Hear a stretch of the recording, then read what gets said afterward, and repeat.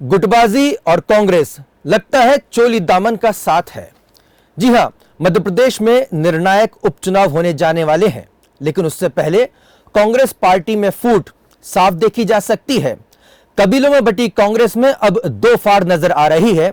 साफ तौर पर कमलनाथ और दिग्विजय सिंह गुट आमने सामने तक दिखाई दे रहे हैं। मध्य प्रदेश में 24 विधानसभा सीटों के उपचुनाव से पहले कांग्रेस इन दिनों पूर्व मुख्यमंत्री कमलनाथ और दिग्विजय सिंह खेमों में बटी नजर आ रही है।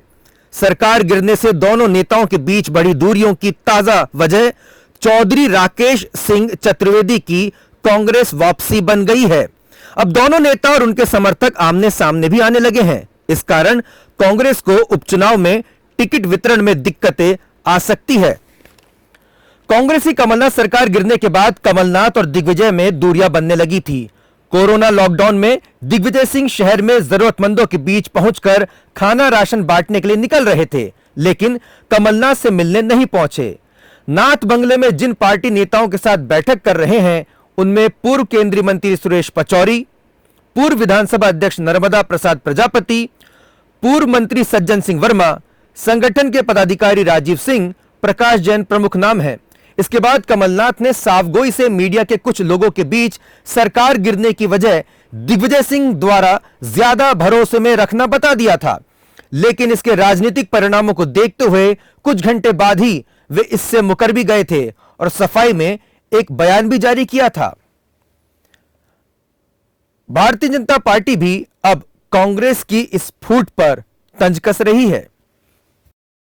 देखिए, बहुत स्पष्ट है कि मध्य प्रदेश में कांग्रेस अब खंड खंड टुकड़ों में विभाजित पार्टी है और कांग्रेस की कमलनाथ जी की सरकार जाने के बाद जिस प्रकार का राजनीतिक सत्ता संघर्ष कांग्रेस पार्टी में दिग्विजय सिंह और कमलनाथ के बीच है, सबके सामने है।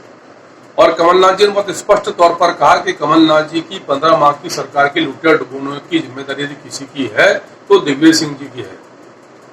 और संघर्ष बहुत स्पष्ट है कि कांग्रेस में अब युवराज कौन होगा, मध्य प्रदेश कांग्रेस का जयवर्धन या नकुल।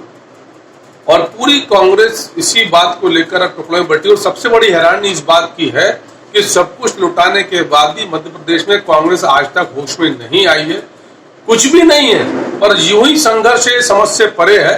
तो मैं तो कामना करता हूं कि ईश्वर कम से कम कांग्रेस को सद्बुद्धि दे ताकि लोकतंत्र में प्रतिपक्ष की भूमिका का उचित निर्वहन हो सके, नहीं तो इस प्रकार के संघर्ष से वो स्वतः ही समाप्त हो जाएगा। किसी को अगर ये लग रहा है कि कांग्रेस गुटों में बट रही है, कांग्रेस में खेमेबाजी है, वो अपनी गलतफहमी निकाल दे।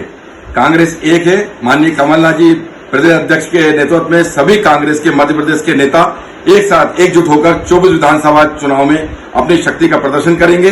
ये बात तो भारतीय जनता पार्टी को सोचना चाहिए। जो 22 लोग बिक के गए हैं भारतीय जनता पार्टी में, ये भारतीय जनता पार्टी में यही बनेंगे नासूर। नहीं, ये खेमा आज दिखाई दे रहा ऐसा नहीं है। ये खेमा तो बहुत ताकत के साथ में सक्रिय था और उसी खेमेबंदी के कारण तो सरकार गिरी। यदि खेमाबंदी नहीं होता तो सिंधिया पार्टी से बाहर नहीं जाते, इतने सारे एमएलए जो हैं पार्टी से बाहर नहीं जाते और सरकार नहीं गिरती।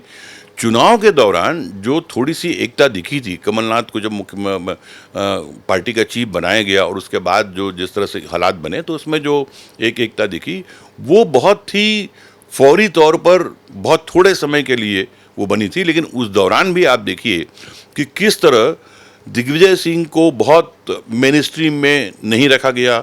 वो मेन स्ट्रीम में आने की कोशिश करते रहे, उनका स्ट्रगल हमने देखा और सरकार बनने के बाद वो सबसे अधिक महत्वपूर्ण हो गए। तो ये तमाम जो स्थितियां हैं कांग्रेस के अंदर जो बिगड़ती रही, ये उसका परिणाम है कि आज भी उससे कांग्रेस उबर नहीं पाई है। दरअसल दिक्कत ये है कि कांग्रेस की सरकार बन गई थी, लेकिन पूरे बहुमत के साथ सरकार बनी हो जैसे छत्तीसगढ़ में बनी थी, वैसी कोई सरकार मध्य प्रदेश में बनी नहीं। और सरकार बनना एक अलग चीज़ होती है और पार्टी की वापसी एक अलग चीज़ है। जिस तरह छत्तीसगढ़ में जितनी मेजॉरिटी के साथ सरकार बनी, उससे ऐसा लगता है कि न केवल सरकार बनी है कांग्रेस की, बल्कि कांग्रेस रिवाइव हो गई है। मध्य प्रदेश में कांग्रेस की सरकार जरूर बन गई थी, कांग्रेस का रिवाइवल नहीं हुआ था। वो जो स्थिति है, और कांग्रेस के तमाम नेताओं ने ये मान लिया कि सरकार बनने का मतलब कांग्रेस की वापसी हो गई, कांग्रेस रिवाइव हो गई। तो उस पूरे विभ्रम में ये तमाम स्थितियां बनी कि एक बड़ा गुट जो है वो कांग्रेस से बाहर हो गया और सरकार को गिर गई सरकार।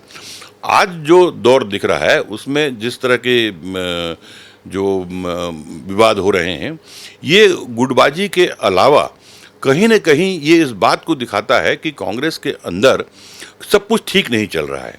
यदि आज कांग्रेस को प्रेमचंद गुड्डू को जो बीजेपी में चले गए थे उनको वापस लेना पड़ रहा है और ये चर्चा आ रही है कि उनको चुनाव लड़ाया जाएगा, तो चुनाव की जो प्राथमिकता है वो अलग होती है। और उस चुनाव की प्राथमिकता में जो कांग्रेस के बड़े नेता हैं, अब बड़े नेता भी कैसे किसी को माना जाए नहीं माना जाए वो भी एक अलग सवाल है, लेकिन उन नेताओं में मतभेद इस बात को लेकर है कि किनको लिया जाए किनको नहीं लिया जाए। यही मतभेद बीजेपी में दिखना चाहिए था जब 22 विधायकों को कांग्रेस से बीजेपी ने अपने पार्टी में उनको लिया और बाई इलेक्शन में उन सबको प्रत्याशी बनाने की बात कही। तो ये जो मतभेद या विवाद जो बीजेपी के अंदर उठना था, बीजेपी ने उसको बहुत चतुराई से उसको सलीके से कम सार्वजनिक नहीं होने दिया। सार्वजनिक रूप से इस पहल का जो पार्टी के नेताओं ने किया कोई विरोध नज़र नहीं आता, लेकिन कांग्रेस में वो सार्वजनिक रूप से चीज़ें उभर रही हैं। अब देखिए आगे इसका कांग्रेस को क्या इस पर असर पड़ता है। जाहिर है कि जो बड़े नेताओं के बीच में सहमति बनाने की जो कोशिश है वो बड़े नेताओं को करना चाहिए। अब मुद्दों पर सीधी बात, आक्रामक अंदाज, आकर्षक ग्राफिक्स, पब्लिक की आवाज। सोशल मीडिया न्यूज में सबसे भरोसेमंद नाम इंडिया फर्स्ट न्यूज। अंतर्राष्ट्रीय सर्च इंजन गूगल ने भी सराहा।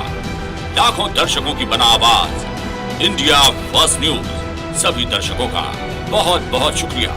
Subscribe now. India first news, mission for the nation.